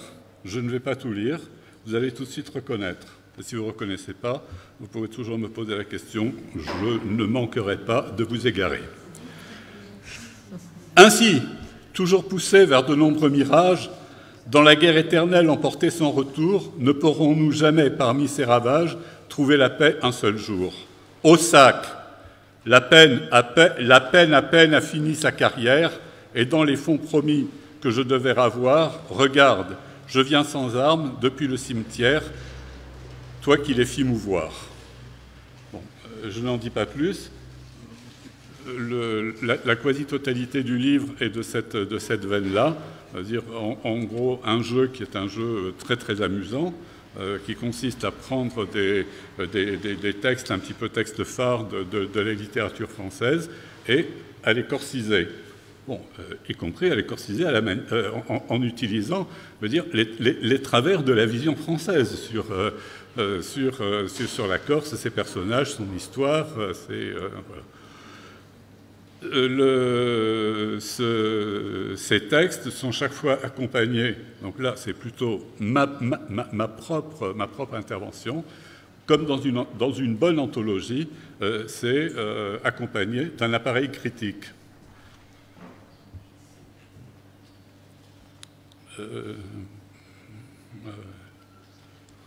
Sans chercher un morceau supplémentaire. Un peu court. Donc là, Attar, le titre du texte, attribué à Emilio Zonza. Bon, pour certains, ce sera clair. Zonza est très proche des peintres dits pressionnistes, qui, plus que les autres, appuient davantage sur ces nouveaux tubes de peinture en étain, en passe de révolutionner l'art pictural avec leur large gamme de pigments industriels. Il fera de même dans des tableaux dressés avec des mots. Plus que d'autres, il pressera la langue et lui fera rendre des couleurs crues et saturées, des paroles et des gens que le bon goût et la bonne société tiennent à l'écart, comme dépôt de fond de barrique où s'agglomèrent des résidus de langue provençale surannée et des grappes d'individus mal sassés par les mailles étroites des tamis scolaires. Permettez-moi de me taire. Xavier Casano. Merci pour votre patience. Bon, celui-là, je vais le garder parce que je vais l'acheter. Oui. Je l'ai cherché et je ne l'avais pas trouvé. Voilà. Voilà, une présentation de toute l'œuvre écrite. Mais c'est celui-là dont j'avais... Oui. Voilà. D'accord, j'arrive. Alors, merci beaucoup, Xavier. Je vais accueillir évidemment dans la lignée à Fior di Carte Dominique Fiferini.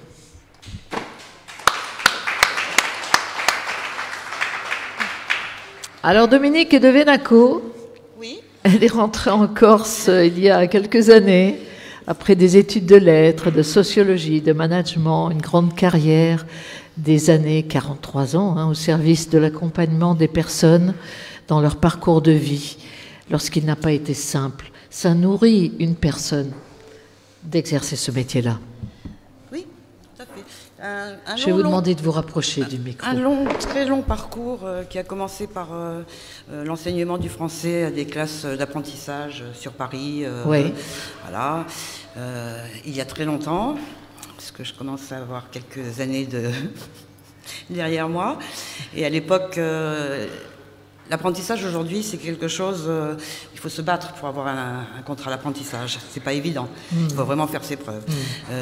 Dans les années 73, 74, on mettait en apprentissage tous les jeunes dont on ne savait pas quoi faire et qui risquaient de devenir... ou qui étaient déjà complètement délinquants. C'est ça, c'était pas très valorisant à l'époque. C'était pas du tout valorisant. Ouais. Et voilà. Et j'ai commencé comme ça. Je sortais du bac, je cherchais un boulot, et on m'a dit tiens, tu veux pas être prof de français? Je dis je ne suis pas prof de français. Oui, mais ça fait rien, tu es inscrite en fac, tu feras tes études en même temps. Et je me suis retrouvée à 17 ans avec une classe de 30 gamins qui avaient quelquefois qui étaient plus âgés que moi, qui étaient à 1m80, large comme ça, et que j'emmenais en promenade dans Paris, et qui me volaient les cendriers, les machins, à chaque fois qu'on allait boire un coup. Enfin bon. Mais très très enrichissant parce que effectivement, je crois que c'est ça qui m'a donné vraiment l'envie d'écrire. D'entendre. Non, pas du tout. Non, d'entendre les autres, de les prendre en compte et d'essayer de transformer leur quotidien. Leur quotidien. Et effectivement, bon, il y a eu pas mal de réussites liées à ça. Et donc après le parcours qui va avec devenu conseillère en insertion professionnelle et donc accompagner les parcours de vie des gens, surtout les parcours en rupture. Comment se fait l'arrivée à l'écriture? Alors l'écriture, j'ai toujours écrit. Je me revois toute petite écrire des cahiers entiers, donc j'ai toujours écrit. C'est surtout comment se fait le passage à la publication, à oser un jour se dire tiens, pourquoi garder tout ça pour moi? Bon, comme très souvent, une grande douleur. Oui. Une rupture. La douleur que vous avez ressentie pour aider le livre de Jean-Pierre Santini et de Xavier? Non, c'est bien avant ça. Non, une rupture... personnelle. Une rupture personnelle. Ah oui, d'accord. Voilà, inattendue. Et je me suis dit, tiens, ce que j'écris, que je n'osais peut-être pas mettre en avant, voilà, c'est le moment ou jamais. Ça a été ma première publication, donc il y a une dizaine d'années. Et comment en arrivez-vous à Fior di Carte? Mon troisième roman, les deux premiers ont été édités par des éditeurs sur Internet. Et puis mon troisième roman correspondit au moment où j'ai rencontré Jean-Pierre. Et voilà, et puis après il y a eu le quatrième, le cinquième, le sixième, et j'en suis au septième, au huitième, je sais pas, le septième. Alors, qu'est-ce qu'il nous propose, ce septième livre? Et entre-temps, il y a eu l'incarcération de Jean-Pierre, et donc, une autre démarche, quoi. Oui. Cette septième Fata Morgane, production. cette blessure, alors c'est comme tous les autres de mes livres, le fil conducteur, c'est l'amour. Ça, c'est bien. Et la plupart du temps, c'est l'amour empêché. Dans les précédents, La vie en négatif, que vous aviez présenté d'ailleurs à Prunel et Diffus-Morne. Sûrement, oui, tout à fait. Et j'avais eu le prix. Oui. Exact. Voilà, La vie en négatif. Exact. Donc La vie en négatif, le portrait blanc, la photo couleur sépia, tous, en fait c'est l'amour et c'est toujours l'amour empêché. Y compris l'avant-dernier, La part d'elle, qui est l'amour cette fois empêché par la mort, donc amour défunt. Pour la première fois, c'est une histoire d'amour positive, qui a une jolie fin, va jusqu'à son terme, une happy end. Et peut-être même au-delà, qui va jusqu'à l'éternité. Et donc le fil rouge, c'est toujours l'amour. Et à chaque fois, il y a un thème, comme sur La part d'elle, c'était l'exil, la transmission, la filiation, l'héritage transmis et l'adoption d'un enfant migrant. Celui-ci, c'est en fait, ce fil conducteur de l'amour se tresse avec d'autres fils conducteurs, comme celui du paraître, du mirage de ce que l'on envoie aux autres, de l'image que l'on envoie et de celle que l'on récupère de l'autre, peut-être à des moments décalés, comme une Fata Morgane. Alors une Fata Morgane, je ne sais pas si tout le monde sait ce que c'est. Une Fata Morgane, c'est un phénomène optique bien réel, hein, c'est un mirage supérieur où une image est portée entre un courant froid et un courant chaud et donc est déplacée. Et un jour, ça c'est vrai, je le raconte dans le début du roman et c'est ma vérité, un jour j'habitais à Bastia au-dessus du palais de justice Et je vais sur mon balcon et je vois, j'avais vu sur le port, et je vois sortir du port une ville avec des immeubles, des maisons plus basses. Il y avait une ville qui émergeait de l'eau, émergeait du port. Mais bon, qu'est-ce qui se passe? Mais non, c'était bien réel. Ça a duré toute la matinée et puis ça a disparu complètement. Et donc, en fait, c'était un mirage. C'était la projection d'une ville. Alors, je ne sais pas laquelle. J'ai un cousin qui l'avait vu aussi, qui m'avait dit c'est Nice, qui était transposée. J'avais l'impression que c'était plus une ville méditerranéenne qui venait de plus loin. Voilà. Donc, c'est une image qui est déplacée, en fait, qui est portée entre deux courants d'air, un froid, un chaud, et qui forment un mirage. Donc, ce n'est pas une illusion d'optique, parce que tout le monde peut la voir, tout le monde peut la prendre en photo. C'est bien réel, sauf que c'est juste une image déportée. Donc là, je fais un petit peu la relation entre le paraître des gens et ce que l'on envoie aux autres. Et la projection. Image, la projection, de même que la Fata Morgane. Le deuxième fil conducteur, enfin le troisième, puisque le premier c'est l'amour, le troisième fil conducteur, c'est une émotion provoquée par Angélique Ionatos, qui est une chanteuse grecque décédée l'année dernière, qui chantait Cette blessure de Léo Ferré. Le plus beau texte écrit sur le sexe féminin, je crois, que l'on ait pu faire. Je n'aime pas tout de Léo Ferré, mais c'est vraiment un texte sublime. Et donc j'ai construit en fait toute la Fata Morgane sur ce texte. Cette ode à la femme de Léo Ferré. Et je conseille à ceux qui achètent le livre d'écouter d'abord sur YouTube ou n'importe où Cette blessure chantée par Angélique Ionatos. Il faut qu'elle soit chantée par elle, hein, parce qu'autrement ça n'a pas du tout le même impact. Et c'est absolument... sublime. C'est sublime. Voilà.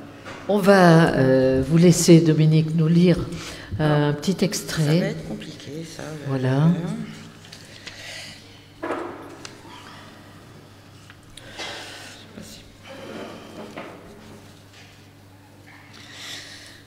Donc en fait l'histoire c'est deux auteurs qui se rencontrent. L'une, Lille a un peu l'habitude d'écrire.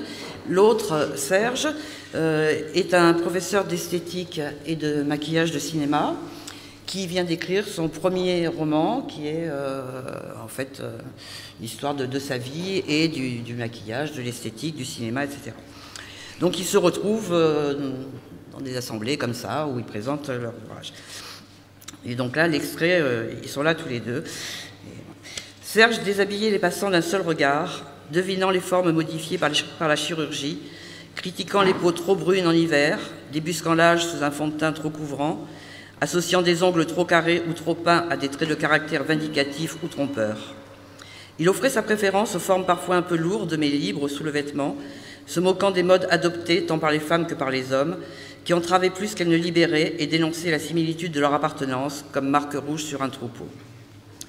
Lille, médusée par ce professionnalisme, s'irritait cependant quand il se donnait procuration sur la destinée de couples trop bien assortis dans leurs habits de mensonge. Elle s'agaçait de tant de certitude, stigmatisant sa posture de maître d'école. Elle ironisait sur son goût affiché pour la simplicité des tenues et des postures. Lille. Ta façon d'asséner ta vérité comme valeur absolue, portant haut la voix ou la modulant pour mieux imposer ton modèle, me surprend. Ceux que nous observons ne peuvent se réduire à une théorie. Ils bougent, vivent, espèrent, profitant de la technique que tu enseignes pour se sentir désirable. Ça ne fait pas d'eux des faussaires. Tu jauges au premier regard le potentiel d'une femme. Il me faut peu de temps pour évaluer les forces et les failles des hommes. T'est-il arrivé de te tromper? Moi, parfois.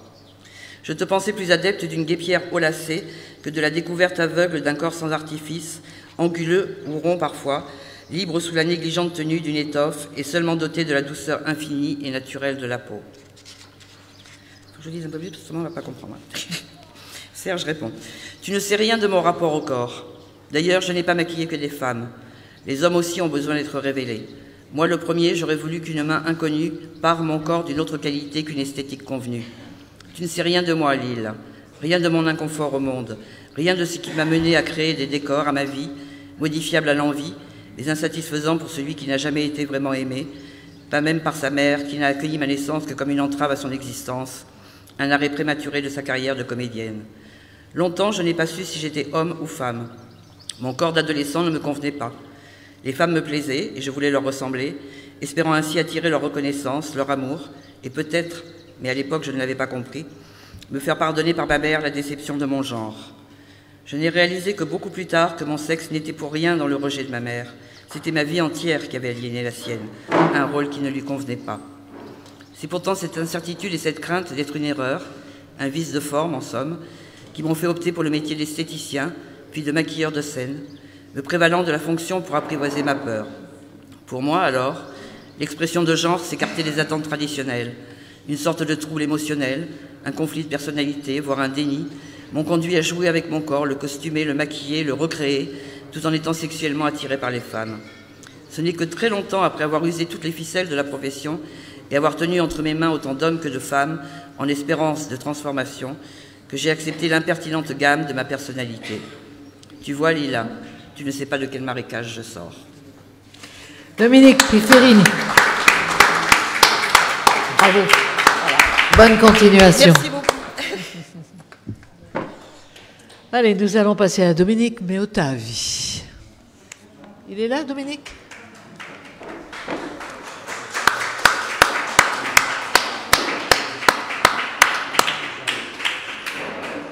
Dans un quart d'heure à peu près, nous rendrons hommage à Stéphane Ludicelli, à Kisa. On nous prépare le cocktail. Poète, chanteur corse et libertaire. C'est bien simple, j'ai l'impression de voir arriver Léo Ferré. Il commence pas. Homme de parole, c'est un poète qui chante, un chanteur qui écrit, un écrivain qui conte, un conteur qui musique, un musicien, un comédien-acteur qui joue toutes les comédies du vivre, du sentir, du dire, paroles nomades et voix multiples. Ça vous définit? Non, c'est ça. Ben, on va prendre. Oui. La scène, ça fait partie de... C'est la suite de l'écriture? Moi, je suis mon vrai métier, c'est d'être chanteur-musicien. Ouais. C'est comme ça que je gagne ma vie depuis l'âge de 17 ans. Oui. Voilà. Mais j'ai jamais séparé ça de l'écriture. Alors, quand je dis écriture, il faut voir, parce que j'ai commencé à écrire sur du papier beaucoup plus tard. Mais quelle voix? J'ai été élevé en partie dans ma petite enfance par Mamie Nan, qui était de Tsigao. Et elle ne savait ni lire ni écrire, et elle parlait le corse uniquement. Et donc elle avait une particularité, Mamie Nan, que j'aimais plus que tout, c'est qu'elle passait son temps en faisant la cuisine, en allant dans sa maison, tout, etc. Elle improvisait des textes, elle parlait. Alors, plusieurs fois je lui dis, mais à qui tu parles, Minan?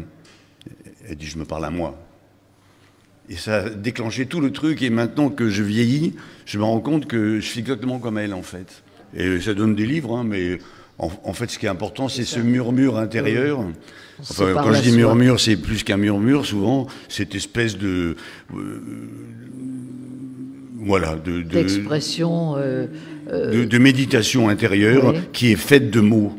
On ne médite pas sur rien, et les mots, ils n'ont aucun sens. Les mots, ils existent par leur corps, par leur rythme, par tout ça. Alors moi, c'est ça qui m'intéresse, voilà. Et puis, bah, finalement, j'en fais des bouquins, quoi. Oui. Alors là, Éléphant, qu'est-ce qu'il propose? Alors, Éléphant, ça, c'est un bouquin que j'aime bien, particulièrement, parce que c'est Jean-Jacques qui me l'a édité la première fois, Jean-Jacques Colonna. Et voilà, j'étais parti sur le truc des éléphants, parce que je trouve que c'est magnifique, un éléphant. Ça trompe énormément, d'abord. C'est pas nouveau. Et puis, de toute façon, un éléphant, c'est à la fois la douceur incarnée, la tendresse des mamans éléphants pour leurs petits. La tranquillité. Oui, et puis quand ils se mettent en colère, en Afrique ou en Inde, ils dévastent des villages entiers. Il faut faire attention, quoi. Ouais, voilà. Ouais. Et donc, il y a plein de photos d'éléphants avec leurs bébés éléphants. Je trouve ça craquant. Et en même temps, c'est allié à leur violence extrême. Ouais. J'aime bien ce mélange de douceur et de violence. Ça me plaît beaucoup. Voilà. N'allez pas en déduire que je suis quelqu'un de violent. Hein. Je vais vous lire un texte, d'accord? Allez-y. Donc, de éléphants, voilà, au pluriel. Vous ne saurez jamais ce qu'il en est de s'être senti si seul, tellement abandonné. Et puis, ils asséchaient la mer, et puis, ils ouvrirent les tombes, et puis la nuit devint jour et la mort vie. Et puis les mots furent privés de toute signification. Et puis les peuples furent soumis à l'arbitraire et à la colère d'une oligarchie sans visage. Et puis, il plut des grenouilles et des larves. Et puis, les prophètes eurent les mains coupées et les chanteurs, la tête. Et puis, les luthiers furent assignés à résidence, tout instrument détruit jusqu'au dernier. La musique au banc, proscrite, et puis l'on boucha à la cire chaque oreille. Et puis les boulangeries furent changées en forteresses, et puis la pluie fut coloriée en rouge sang, afin qu'on puisse bien voir qui la bravait et s'obstiner à marcher contre le vent.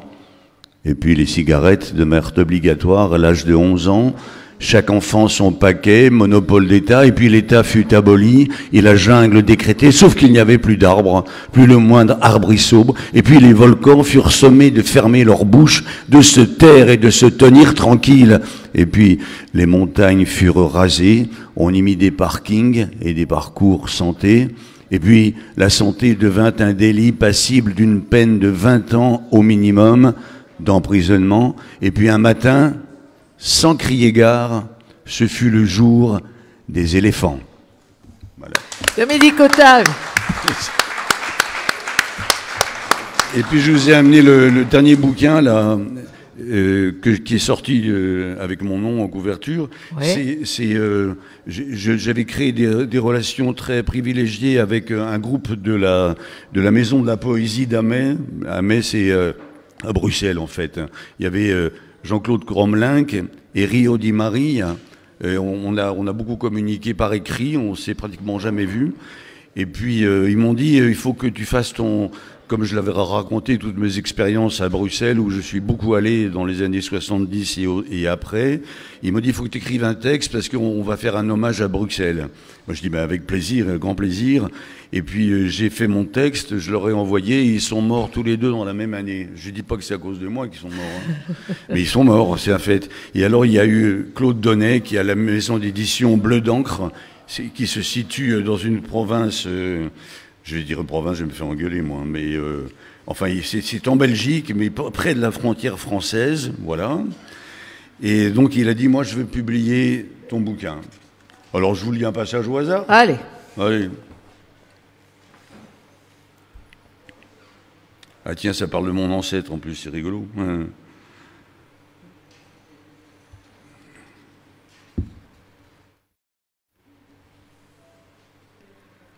Enlaçons donc les arbres un à un et progressons à l'étreinte mieux qu'à la machette. J'ai vu des silhouettes s'évanouir brusquement dans l'aube d'été et les redoutables guerriers alors pleurer sur leur sort. Nous sommes loin, dans la montagne, au sortilège. Mais les sorcières, les sorciers, Ignador et Madsere, nous ont à la bonne. Demain, il refera jour, je te le parie, je te le promets. Nous fermerons derrière nous la porte sans faire de bruit, les chaussures à la main, filant subrepticement vers ce destin qu'on a cru maussade et qui se révèle soudain mirifique, bienheureux. Tu vois qu'il ne fallait pas douter puisque Bruxelles veillait. Nous en avons pleuré. Et pourquoi je repense d'un coup à ce Théophile Semet, mon ancêtre de la branche maternelle, évoqué parfois dans mon enfance. Ici, à Bruxelles, je me renseigne. Théophile Semet est né à Lille. Ah, tout s'explique. C'est d'ici que je dois retrouver sa trace, ses traces. Marguerite Yourcenar, in Archives du Nord et autres textes, a bien montré qu'entre Lille et Bruxelles, il y avait bien sûr pour elle le Mont Noir, la propriété familiale, mais aussi une vraie frontière, mais aussi aucune vraie frontière. Son père Michel, déserteur un temps de l'armée française, avait trouvé refuge à Bruxelles. Ça ne l'empêchait pas de venir jusqu'à Lille, en douce, embrasser les siens. Les douaniers et autres gardes frontières laissaient faire, c'est dire. Sa famille était aussi bien française que belge et occupait indifféremment Lille, Bruxelles et le Mont Noir. Voilà. Dominique Octave, merci beaucoup. Merci. Bonne continuation. Bravo. Allez, qui n'est pas passé à la moulinette? Pedro Cano.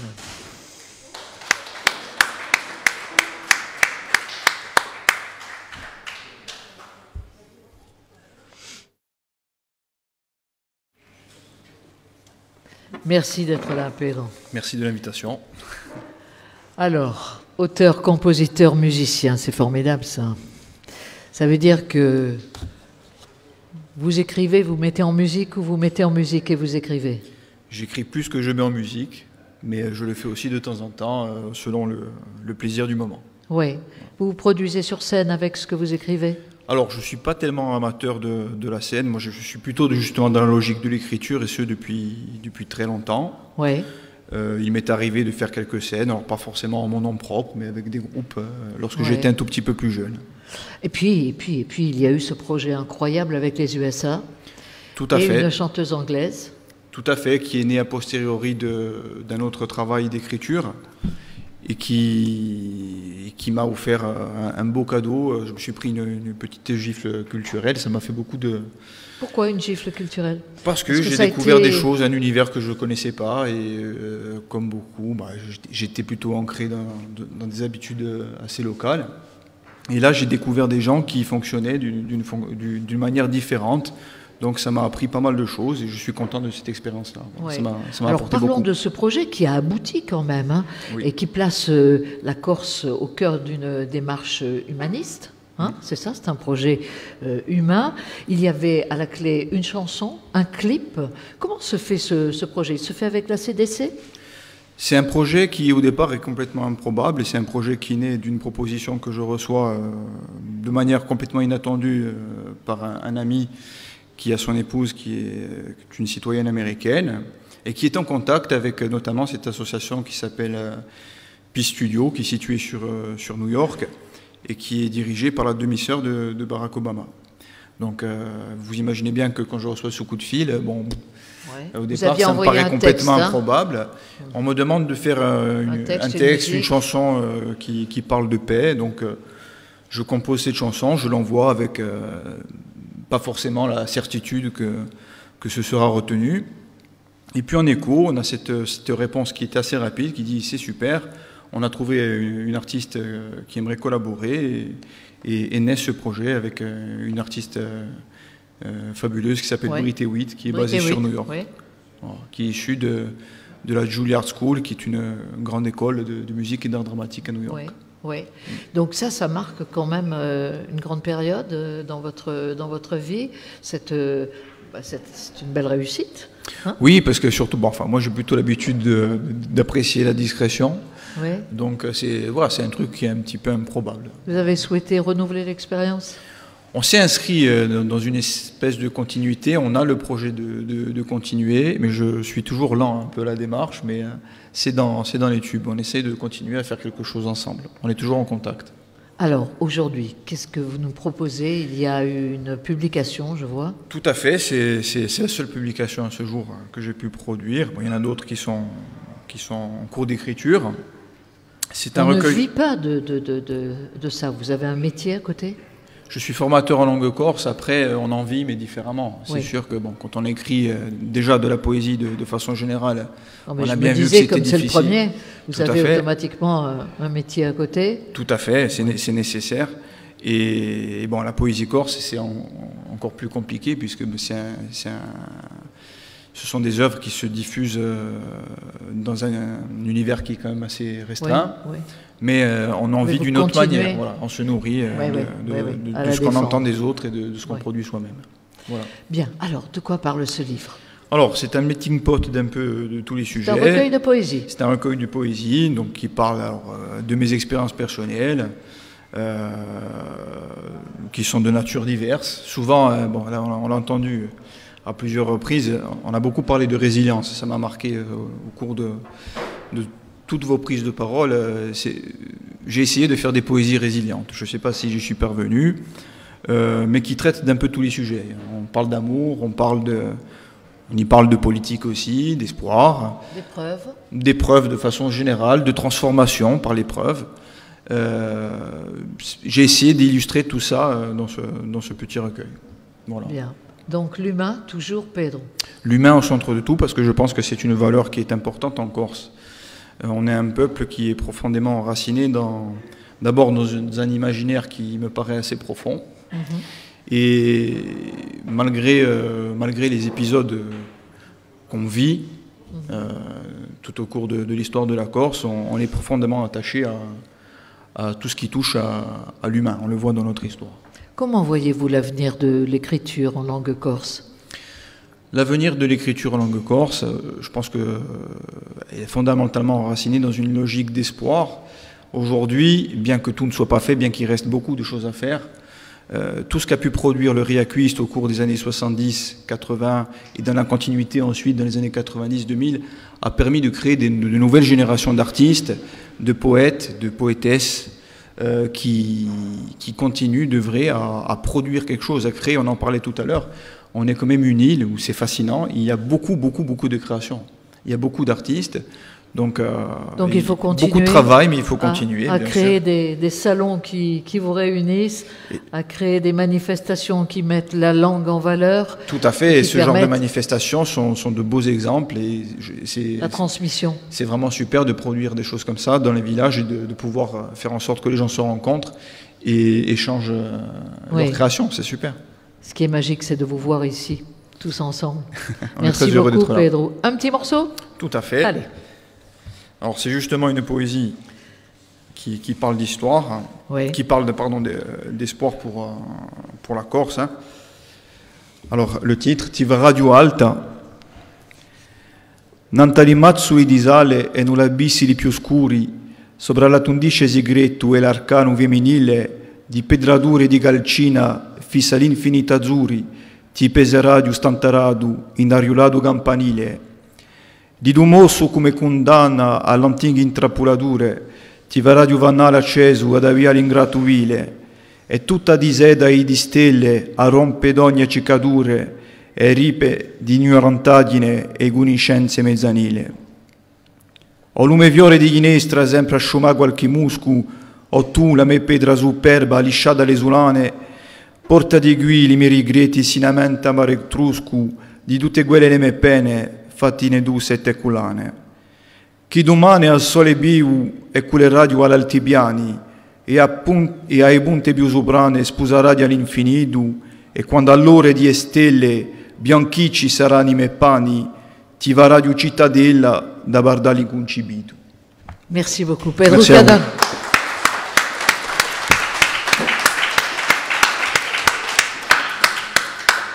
Bonjour. Voilà, je crois que tout le monde est passé. Je n'ai surtout oublié personne. Si, peut-être Domino. C'est pas que je l'ai oublié, mais Domino. Et tu sais pas où il est. Tu le récupéreras avant de partir.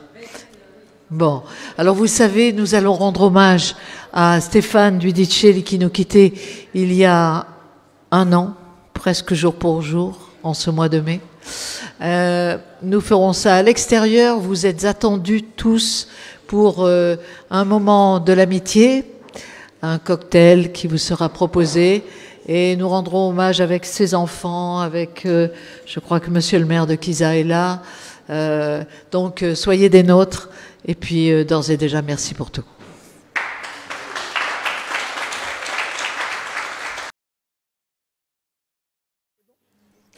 Avant que nous nous retrouvions à l'extérieur où nous sommes attendus sous les tonnelles pour ce cocktail hommage à Kisa, je voudrais remercier des personnes sans qui ça n'aurait pu exister parce que, comme dans toute manifestation, sans bénévoles, on n'avance pas. Alors je voudrais remercier tous les agents municipaux qui m'ont aidé, Serena Gatta, Vanessa Volturo, Alain Bertou, Mattea Moracchini, Jean-Claude Boss, Mathieu Michic, Alan Balzano, Stéphane Etienne, Christian Castelli, Tom Falcon, Sandrine Sintès, Michel Laurent qui est venu représenter le SCOUD. Merci à tous, vraiment, parce que...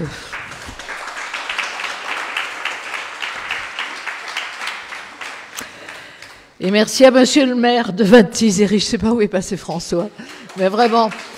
Merci beaucoup.